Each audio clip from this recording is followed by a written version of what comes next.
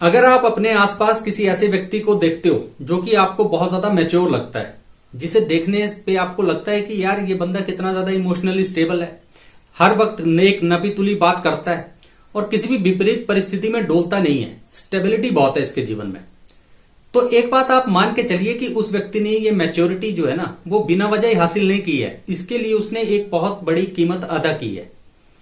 क्या कीमत होती है ये?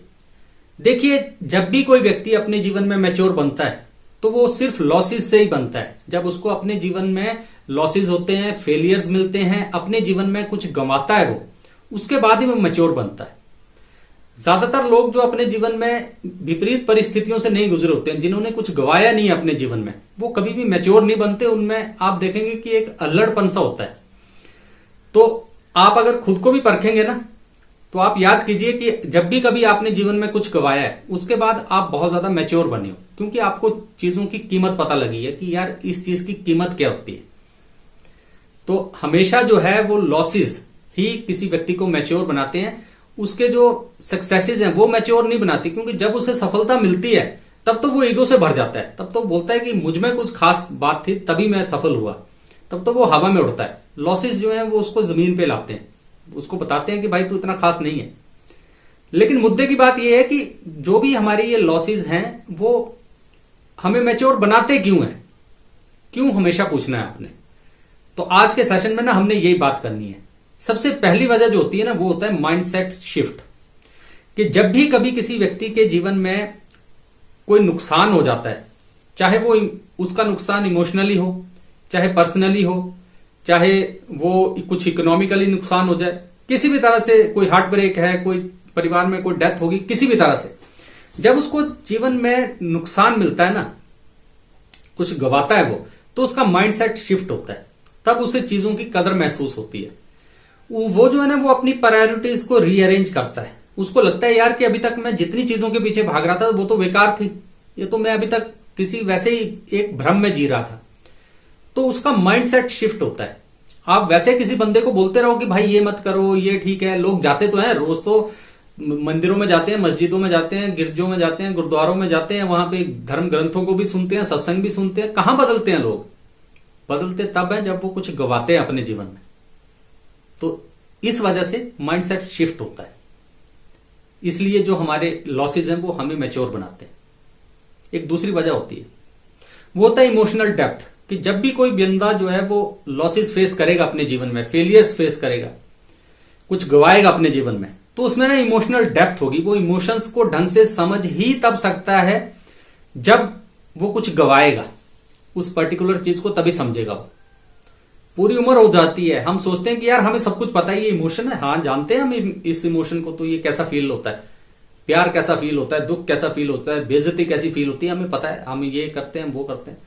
लेकिन हम उतना नहीं जानते, हमें वो सही तौर पे हम इमोशन के साथ जुड़े हुए हैं। इमोशनल डेप्थ किसी भी इंसान में तब आती है जब वो कुछ बहुत ही खास चीज अपने जीवन में गवा देता है। वो इमोशंस की जो लेयर्स हैं, इमोशंस जो होते हैं ना वो लेयर्स में होते हैं। किसी दूसरे के घर में कुछ परेशानी हो गई, कोई डेथ होगी, उसका असर हमारे ऊपर वैसा नहीं पड़ता है। हमारे अपने घर में हो गई तो उसका एक अलग असर होता है। हमारे अपने कोई हैं, अगर वो चले जाएं, जिनके साथ हमारा बहुत ज्यादा लगाव है, फिर तो कुछ अलग ही असर होता है। तो इमोशंस की लेयर्स होती हैं। तो जितना बड़ा घाटा होगा, जितना कुछ आप खास चीज गवाओगे, उतनी जो डेप्थ होगी उसको टच करोगे आप। इसके बाद तीसरी एक और चीज होती है जो इंसान को जब भी लॉस होगा वो उसको मैच्योर बनाएगी, वो होगी लॉस ऑफ ईगो। देखिए, जब भी ज्यादातर हम जीवन में सफल होते हैं ना, तो हमारे में ईगो भर जाती है कि यार वाह क्या बात है, मैंने ये अचीव कर लिया, मैं तो बहुत ज्यादा खास हूं, मुझ में बहुत दिमाग है, मैं इंटेलिजेंट बहुत ज्यादा हूं। तो हमारी ईगो इन्फ्लेट होती है। लेकिन जब भी कभी हमें लॉस होता है, जो कि होना ही है जीवन में, वो जाहिर बात है कि होगा, तो जब भी कभी हमें लॉस होगा ना तो हमें ह्यूमिलिटी आती है। लॉस ऑफ ईगो क्या है? ह्यूमिलिटी। जब भी आप में ह्यूमिलिटी आएगी तो आपको पता है कि नहीं यार गलत भी हो सकता है जीवन में। ह्यूमिलिटी इसलिए आती है इंसान के जीवन में। आपने किसी इंसान को देखा होगा जो हमेशा से आज तक की जितना भी जीवन उसने जिया है उसको कभी ना कोई दुख नहीं आया, उसने कुछ गवाया नहीं, तो उसका सोचने का तरीका जो है ना बिल्कुल अलग होगा। वो बोलेगा खुद में विश्वास रखे, मुझ में ये है, मुझ में ये है, मैं सेल्फ कॉन्फिडेंस हूं, ऐसा है वैसा है, 100 बातें करेगा।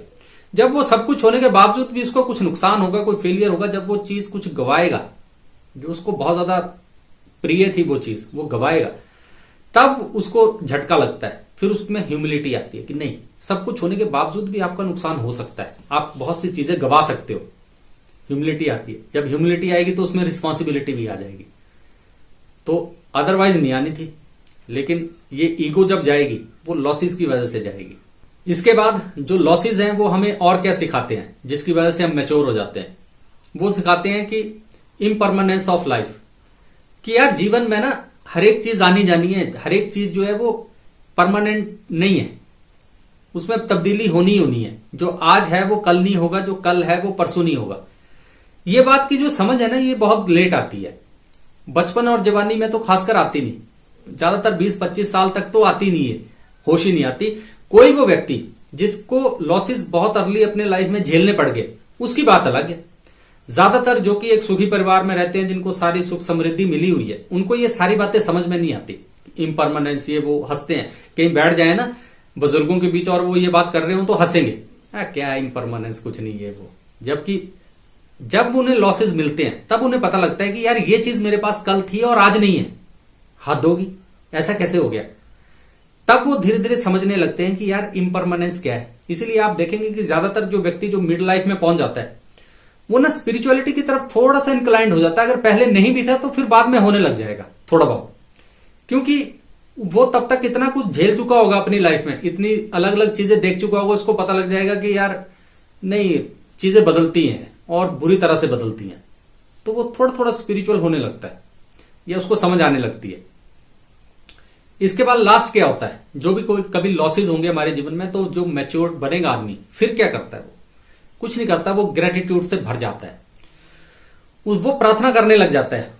वो जो भी चीजें उसके जीवन में आज अभी इस वक्त उसको मिली हुई हैं, उनको वो एंजॉय करना शुरू करता है। उनके लिए वो शुक्रगुजार हो जाता है कि यार जो कुछ मेरे पास है उसको ना एंजॉय करो। अगर उसके पास अच्छा परिवार है तो वो बोलता है यार जो परिवार है उसके साथ प्यार से रह लो, कलह कलेश मत करो।